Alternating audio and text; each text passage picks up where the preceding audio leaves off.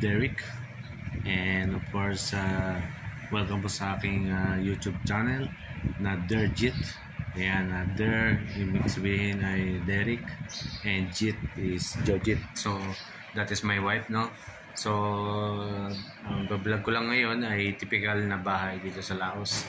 Ayan po ang aming bahay. Ayan, ang pinto. So kung makikita nyo, ayan. So medyo may kaliitan pero medyo convenient naman. At of course meron yung second floor. Ayan. So ayun ang washing, ayun ang CR sa first floor, and then akit tayo.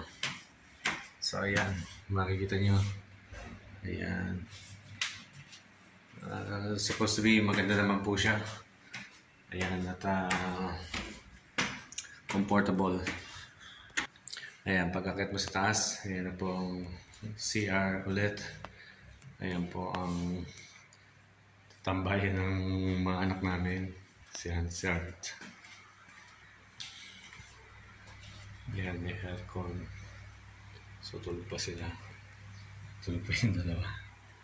So ayan, maayos naman po. So once again, comment nyo na lang po kung ano po yung challenge or next video natin, no? So, bye-bye. God bless po.